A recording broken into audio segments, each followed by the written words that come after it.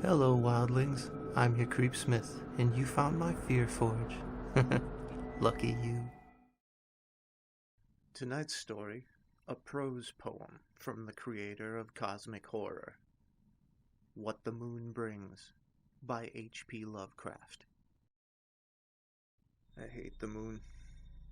I'm afraid of it. For when it shines on certain scenes familiar and loved, it sometimes makes them unfamiliar and hideous. It was in the spectral summer when the moon shone down on the old garden where I wandered. The spectral summer of narcotic flowers and humid seas of foliage that bring wild and many-colored dreams.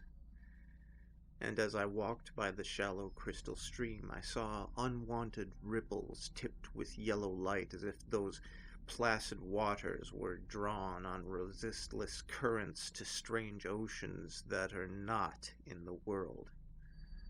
Silent and sparkling, bright and baleful, these moon-cursed waters hurried, I knew not whither, whilst from the embowered banks white lotus blossoms fluttered one by one in the opiate night wind and dropped despairingly into the stream, swirling away horribly under the arched carven bridge, and staring back with the sinister resignation of calm, dead faces. And as I ran along the shore, crushing sleeping flowers with heedless feet, and maddened ever by the fear of unknown things and the lure of the dead faces, I saw that the garden had no end under that moon, for where by day the walls were, there stretched now only new vistas of trees and paths, flowers and shrubs, stone idols and pagodas, and bendings of the yellow-litten stream past grassy banks under grotesque bridges of marble. And the dead lips of the dead lotus faces whispered sadly and bade me follow, nor did I cease my steps until the stream became a river and joined amidst the marshes of swaying reeds and beaches of gleaming sand the shore of a vast and nameless sea. Upon that sea the hateful moon shone, and over its unvocal waves weird perfumes brooded, and as I saw therein the lotus faces vanish, I longed for nets that I might capture them and learn from them the secrets which the moon had brought upon the night. But when the moon went over to the west, and the still tide ebbed from the sullen shore, I saw, in that light, old spires that the waves had almost uncovered, and white columns gay with festoons of green seaweed. And knowing that to this sunken place all the dead had come, I trembled and did not wish again to speak with the lotus faces. Yet when I saw, afar out in that black sea, a condor descend from the sky to seek rest on a vast reef, I would fain have questioned him, and asked him of those whom I had known when they were alive. This I would have asked him had he not been so far away, but he was very far, and could not be seen at all when he drew nigh that gigantic reef.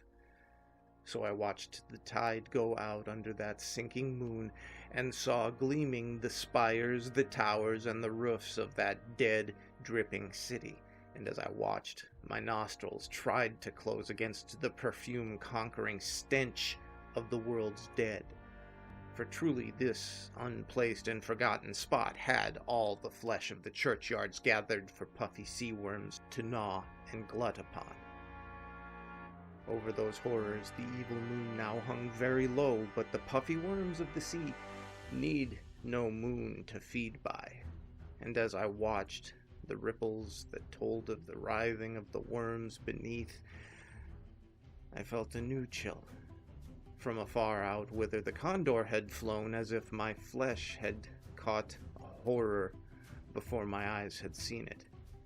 Nor had my flesh trembled without cause, for when I raised my eyes and saw the waters had ebbed very low, showing much of the vast reef whose rim I had seen before, and when I saw that this reef was but the black basalt crown of a shocking icon whose monstrous forehead now shone in the dim moonlight, and whose vile hooves must paw that hellish ooze miles below.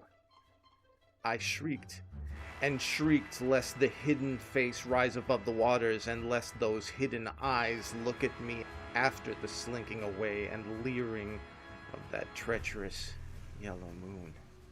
And to escape this relentless thing, I plunged gladly and unhesitatingly into the stinking shallows, where amidst weedy walls of sunken streets fat sea worms feast upon the world's dead.